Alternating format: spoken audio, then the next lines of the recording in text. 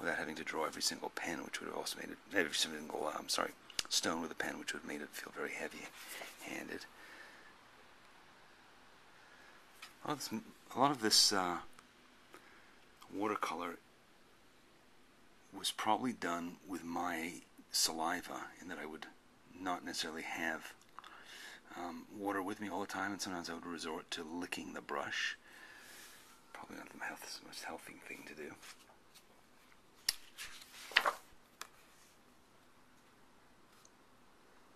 This is again a small town, Bishop, California. Really like copying the calligraphy that I would find. Let's get that sort of classic Western look. In here, this very strange sequence of satellite dishes that were listening to the universe, radio observatory, kind of like that Jodie Foster movie Contact.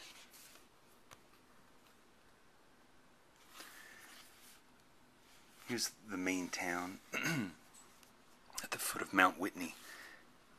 I quite like the way I drew the mountain sort of in negative reverse to highlighting it only with the edges of the sky and leaving it as a background for the town there.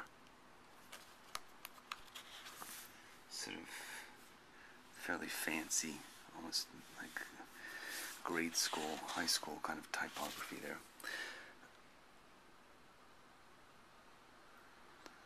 So I think this is really the first trip that I ever used watercolors, and so they just look kind of dirty, and the colors are not really well thought out.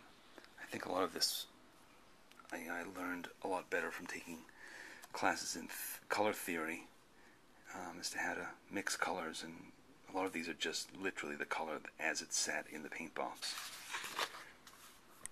And they're really used to color things in more than to actually make a painting. This is quite nice here with all these different textures in this rock, and then just a little colored person there. And this piece is quite nice here, the loneliest men's room in the USA, 282 feet below sea level, on the edge of the lowest part of Death Valley. And here you can see a sort of little map that I do, graphic, that shows how high Mount Whitney is and how low the Death Valley floor is below. Little crow. There are a lot of them hanging around trying to snag food from tourists.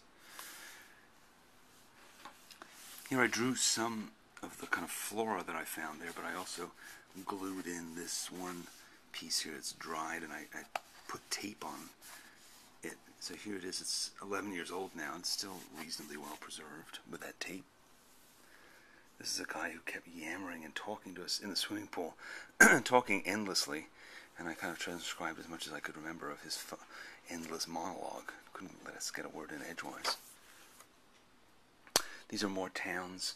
A lot of these sort of minor, broken down, abandoned towns here on the edges of Death Valley. An old-fashioned bottle, can lid. Great name there, Parumph.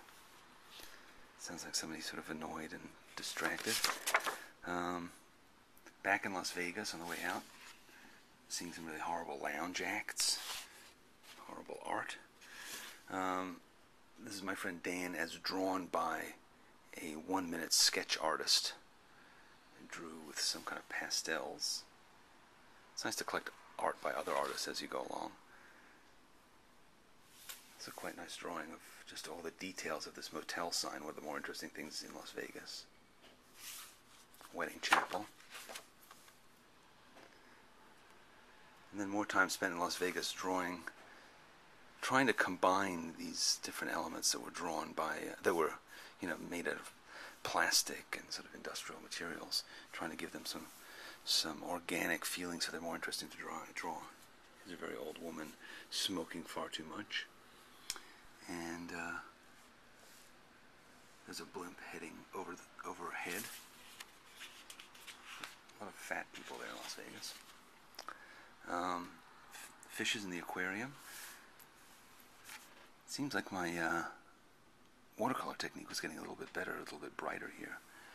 And this is quite nice.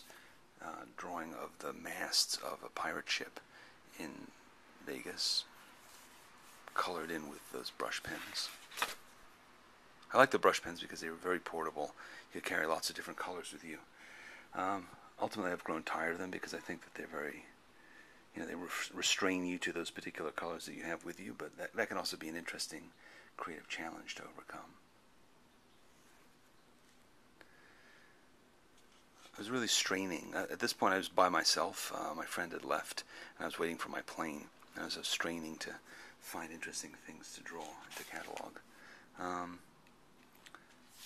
The jukebox, slot machines in the airport, the back of the seat in front of me.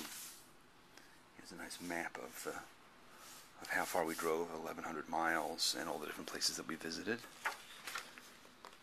And then finally, a wild burrow. And that's it. That's the end of the book.